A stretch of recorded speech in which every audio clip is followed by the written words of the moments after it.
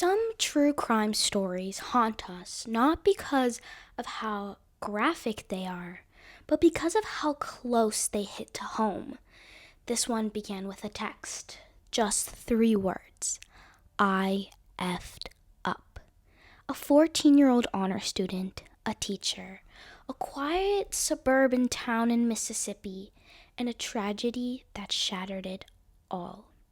Today, we explore the disturbing case of Carly Gregg, the teenager who murdered her own mother and attempted to kill her stepfather. Was it mental illness, manipulation, or something darker entirely? This is Young and Guilty. I'm your host, Sarah Morales, and you're listening to A Genius Gone Cold, the chilling case of Carly Gregg. March 19th, 2024. Just let out of school, a group of sophomores received a flurry of text messages from their close friend, 14-year-old Carly Gregg. I effed up. I need help, she wrote. Her friends knew that Carly had been spiraling recently. She had drunk hand sanitizer, Germ-X, the one that you use, that's like in every single classroom and every single office that you go to. Yeah, she drank that. She would bring knives to school, and she would even steal test answers off of the teachers' desks. But this text just felt different for them. Something was seriously wrong. One friend biked over immediately, and the other friend actually got there first because her father dropped her off. Now, she knew that something was wrong, and she needed to get there as fast as she possibly could. And so she knew that the fastest way was for her father to take her. So she was the first to arrive. But Carly was outside waiting on her porch, and she seemed really calm. As if she wasn't in an emergency whatsoever. As if she never sent those messages saying that she needed help. Her friend walked over, she took her inside, and Carly asked her this question. She said, "Are you squeamish?" No, seriously, do you freak out over things? Would you freak out over a dead body? Are you squeamish? Have you ever seen a dead body before? And so then Carly led her friend to her bedroom, and there on the floor was the lifeless body of her mother, Ashley Smiley, a beloved geometry teacher, shot 3 times in the face, dead. Carly's friend was in immediate shock. Could you imagine that you walk into your friend's house, you go to her room, and you see her mother's corpse on the floor? That's extremely traumatic. You would expect her daughter to be in tears. Wrong. Ashley, she was cool as ever. It was almost as if nothing happened. She was showcasing her mother's body as if it was like a trophy, or as if it was like a museum exhibit artifact. It was extremely strange. She asked her friend to wait outside, because she was planning to shoot her stepfather next. She even texted him using her dead mother's phone. "Are you home? Are you coming, honey? Almost home, honey." This wasn't a moment of rage. This was cold and deliberate and absolutely terrifying. Just 6 months earlier, prior to this tragedy, Carly Gregg was honored Student of the Year in her school. She was extremely bright and was widely loved by her peers and her teachers. Her mother was a favorite teacher in high school, and her father, Heath Smiley, literally called Carly his daughter, even though he was not her biological father. He felt some sort of love for her that was paternal, as if she was his. But in March 2024, something changed in Carly. Her friends noticed an erratic behavior from her. She was using drugs, she was stealing, and she was just going into complete isolation. Very unlike her, and so they grew concerned. two of her friends actually planned an intervention. And because they're minors, we're just going to call them James and Jane. Okay. So Jane would ultimately tell Carly, hey Carly, let's hang out. Kind of distract her for a bit. While James would go to Ashley Smiley, Mrs. Smiley, her mother, and tell her exactly what was going on with Carly. That Carly was abusing substances, that Carly was abusing her medications, that she was not well. James ultimately advised her to not confront Carly immediately. However, Ashley did, and by that evening, she was dead.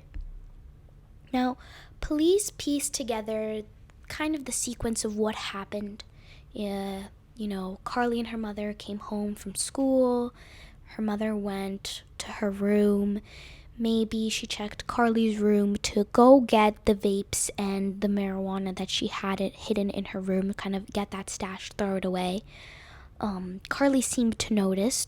She was outside and she came with the dogs back in. She came into the kitchen. She then peered around corners, returned holding a weapon, ultimately shot her mother, and then waited for her stepdad to come to shoot him as well. And so then we can see that her stepfather wrestled the gun away and she fled. So that's just kind of a brief overview of what the police pieced together from this case. Now, what made this case undeniable, what made this case so extremely shocking and just automatically showed how guilty Carly was a hidden camera.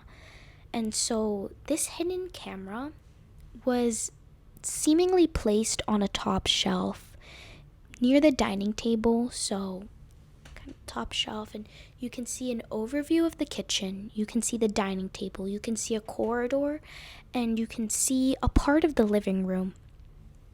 And so this camera filmed and showed everything that Carly did prior to murdering her mother and murdering her mother.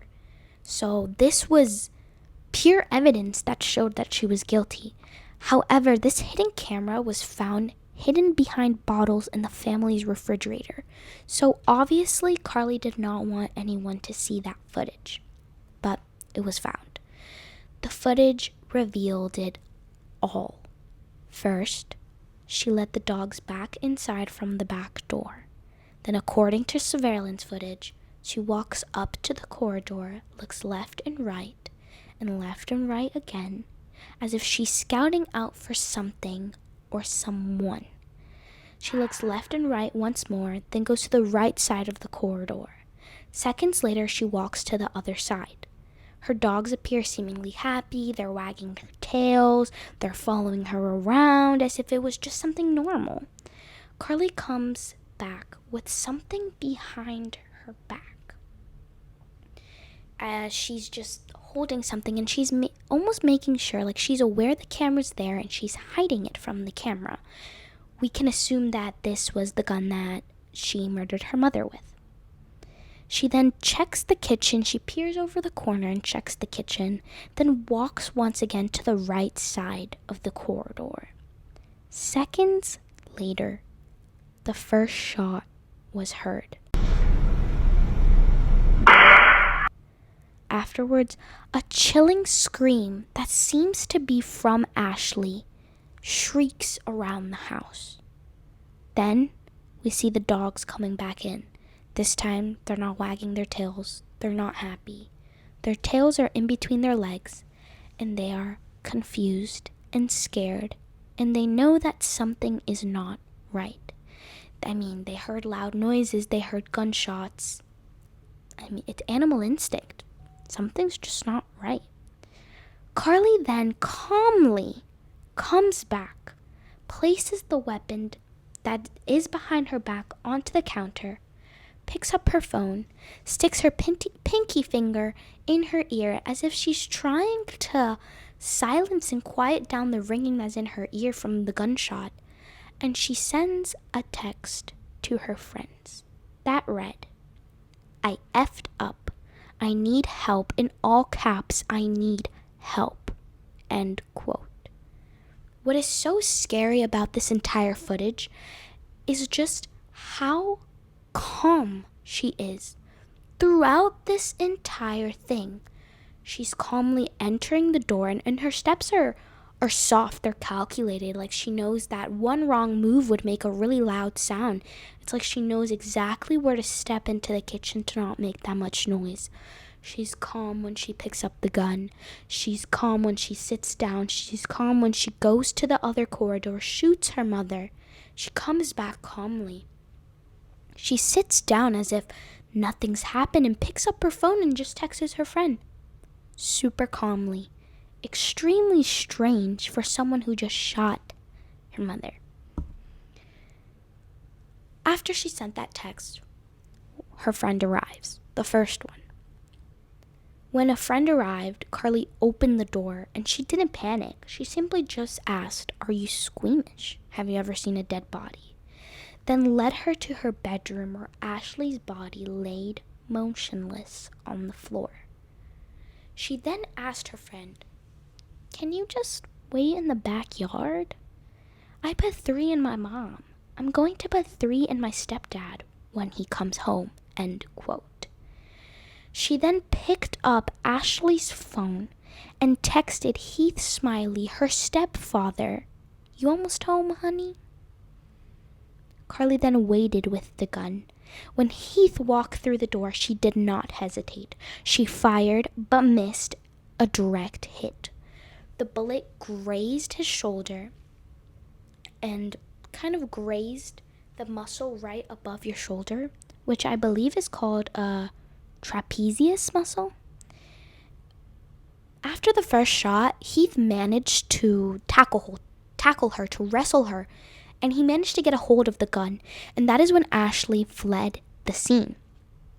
Now, she didn't go to a neighbor's house. She didn't call 911. In fact, she crawled into a nearby storm drain. Now, a storm drain is the stuff you see at the side of the road. It's common in communities. It's common in the street. It's basically where It the Clown lives. Or it's like, let's say you're just walking your small dog and you see that storm drain and you're kind of scared that the dog is going to fall in. I mean, it's a pretty big hole. You can climb into them if you want to. I mean, it's a storm drain, though. Like, all the water from a storm goes there. But Carly crawled into there.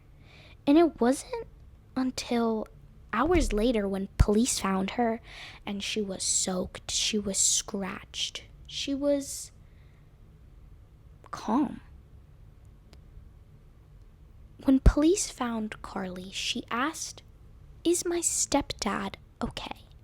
Her voice was calm and her tone was eerily measured. This really confused officers. There was no panic, no sobbing, no resistance.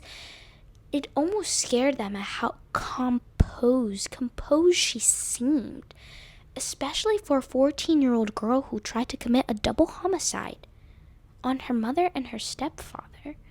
It just baffled them. And just the fact that she asked for her stepfather, knowing fully well that her mother could be in intensive care. Her mother is dead. She didn't even ask how her mother is. She immediately just said, "Is my stepdad okay?" As they handcuffed her and they read her rights, she didn't flinch. She was just extremely calm.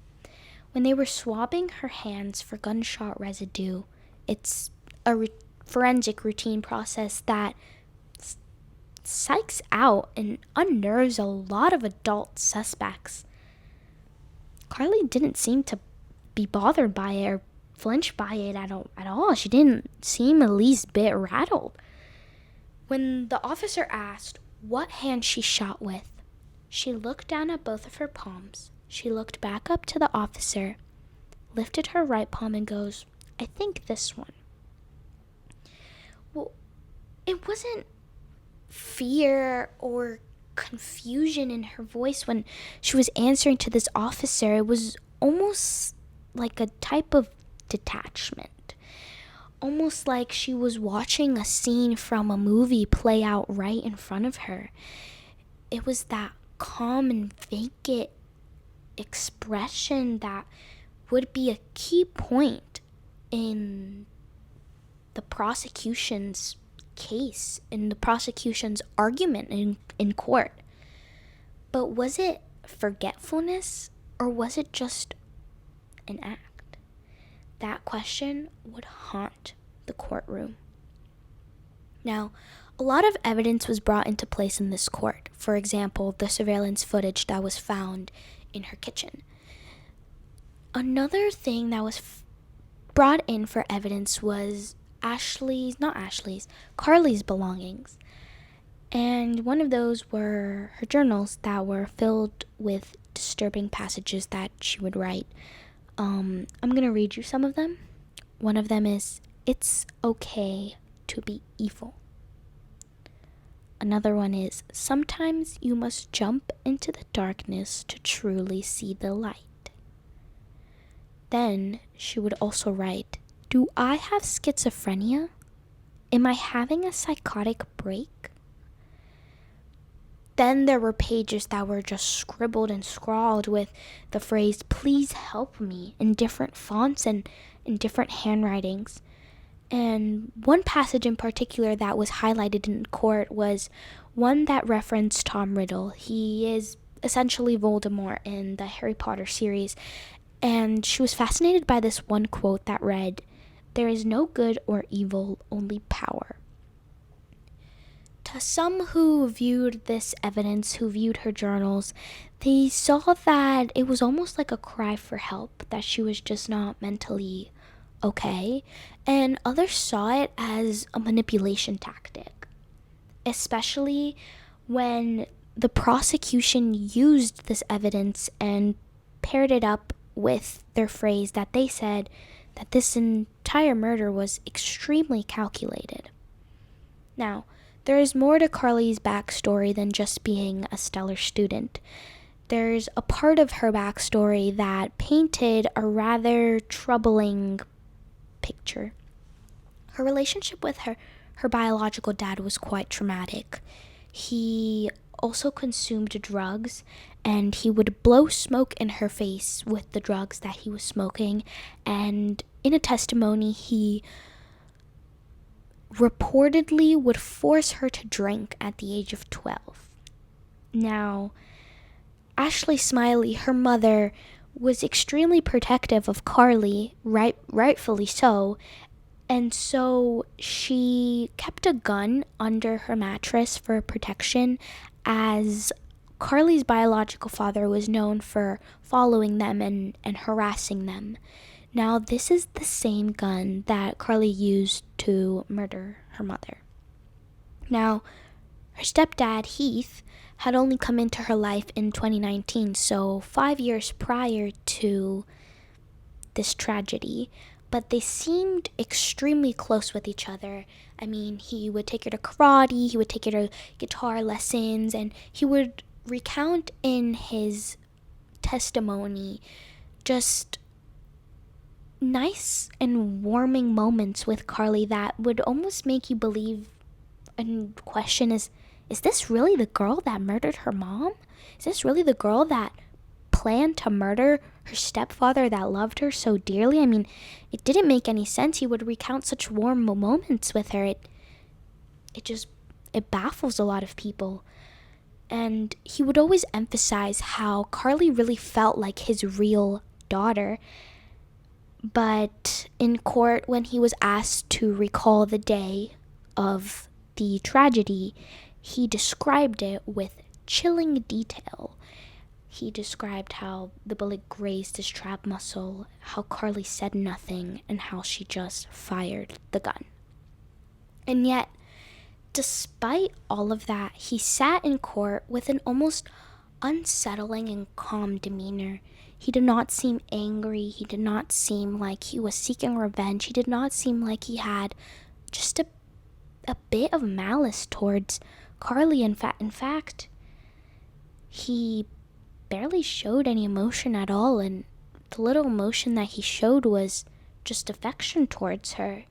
And, when he was asked to identify who in this courtroom shot him, which is a common tactic in the courtroom, they would probably ask whoever's on the stand to identify, or a victim to identify, who was the one that robbed their house, or who was the one that they saw or witnessed, who's the one who shot someone. They would be required to point at the person, and that is exactly what they asked Heath, and he pointed at Carly and gave her a soft smile, which she gave back. So many noticed that look of affection that he had with her, and when prosecutors played his frantic 911 call and showed the body cam of when the police officers arrived at the scene, where he screamed and he sobbed and he begged for help, and he seemed unrecognizable. I mean, they even called him ma'am on the phone. His voice was just so different. He was so different. They'd never seen him he was so panicked. He was so in denial that this could happen, that his seemingly 14-year-old stepdaughter could ever do this. He didn't cry when they played those clips back. In fact, Carly cried. She had snot dripping, her shoulders were shaking, her face was all red. She cried not for her mother, not even for the guilt of killing her mother, but rather to the cries of her stepfather. Now, Carly was a brilliant young girl. As I mentioned before, she scored a 30 on her ACT, which is extremely impressive. That is in the 93rd percentile of standardized testing. I mean, that is exceptional. And she was 14 years old. That is almost unheard of for a 14-year-old to score a 30 on the ACT. She was top of her class. She was pretty popular, and she skipped a grade. She was bright, and she was intelligent. She was sociable. There was seemingly nothing wrong on the surface with her. But this intelligence was actually part of the prosecution's case. They argued that not only was she intelligent, she was extremely manipulative. Before the trial, prosecutors offered Carly a plea deal. If she pleaded guilty, this would be what happened. She would get 40 years in prison, no parole. That meant that Carly would be released at the age of 54, and she'd be able to live freely in her mid-50s. However, her defense team advised her to carefully consider this recommendation, and she rejected it. In open court, the judge asked, "Did you receive the recommendation of 40 years?" And Carly responded, "Yes, Your Honor." Then the judge asked again, "And it was your choice and your choice alone to reject that recommendation?" And Carly said, "Yes, Your Honor." Instead of taking this deal, she rolled the dice, and she was hoping that she could be found not guilty by reason of insanity. Courtroom watched closely as both sides began to build their cases. This was a live broadcasted trial where the public could see what was going on, and they could say their own thoughts about it, and they can give their own analysis about it. And so they watched as both sides began to either attack her or defend her. And the defense insisted that she had a psychotic break caused by Lexapro, which is the antidepressant that she would abuse of, marijuana use, and even generational mental illness, as bipolar disorder ran in her family. They claimed that she loved her mother deeply, and she would have not killed her if she was in her right mind. But the prosecution used this and continued to build their case with disturbing clarity. Carly had methodically retrieved the gun. She tactically lured her stepfather into her home via text, and she cleaned up and even invited her friend over to look at the dead corpse as if it was like a challenge. I mean, after shooting her mother, she even smirked in court proceedings. She is not going to win via insanity, because in order to win a case that as non-guilty by reason of insanity, you have to not know the difference between right and wrong. And Carly purely knew exactly what she was doing. She knew what was right, she knew what was wrong, and she calculated everything. And that's basically what the prosecution, or the prosecutor's side, the prosecution, used against her in court. So they argued that it wasn't a mental collapse, it was just pure strategic murder. Then, after both cases argued their sides and whatever they had, the verdict. She was convicted of 3 counts: first-degree murder, attempted murder, and tampering with evidence. In many trials, once a verdict is read, it's done. It's the end of the trial. Done. But this time, the prosecution requested a jury poll. Now, what is a jury poll? A jury poll is when a judge goes down the line of the jurors and asks each of them individually to confirm their verdict. For example, they would say, juror number 1, is this your verdict? And juror would say, yes. Juror number 2, yes. So on and so forth until the 12th juror. So there were 12 jurors, 3 charges, and Carly had to sit through 36 confirmations of her guilt. At first, she was motionless, but with each yes, you can see a part of her break. Her face was scrunched, her cheeks were red, and tears began to flow down from her eyes. By the 20th yes, she was sobbing uncontrollably. It was as though she expected to beat the system, and now the weight of her reality was crashing down on her. And yet, her emotions in court were extremely inconsistent. She didn't cry during surveillance footage, she didn't cry during most of the testimonies, but she did cry when they played her stepfather's 911 call. She cried when someone referred to her as a victim. She smirked when the psychiatrist mentioned Tom Riddle and her obsessions with villains. And even the psychiatrist pointed out that there was no mental problems with her. She said that the whole case was, and I quote, diabolical, end quote. Carly would giggle with her attorneys at time, and her demeanor was labeled as disturbing, unsettling, calculated, and disconnected, extremely disconnected with what was going on at the moment. It was like she just didn't care. She was extremely calm. Some believe that when Carly would cry, it would just be an act for sympathy, so the jury would consider making her not guilty. Others believed she only cried when she realized that this wasn't going to be just some school suspension, that she could be back in the real world after like 2 weeks, 2 months. No, this was life in prison. Carly would spend the rest of her life in prison. In the end, Carly was sentenced to life in prison without the possibility of parole. An additional 10 years were added onto her sentence for tampering with evidence, which kind of explains the hidden camera in the refrigerator instead of the shelf that it was in before. And she will spend the rest of her life behind bars unless her appeal succeeds. That's right, she applied for an appeal.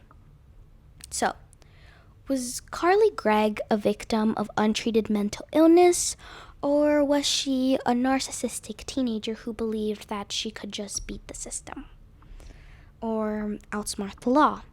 Was this a psychotic break, as the defense claimed, or was it a strategic plan as planted by prosecutions? In my opinion, I don't believe that she would have ever had the chance of being not guilty by reason of insanity. And I believe this because if you look at her if you analyze the evidence and you look at her steps and you kind of follow through the surveillance footage that was shown in court, it was just all calculated. Like, you can tell by every single movement she planned in her head. She knew what she was doing. She knew that it was wrong.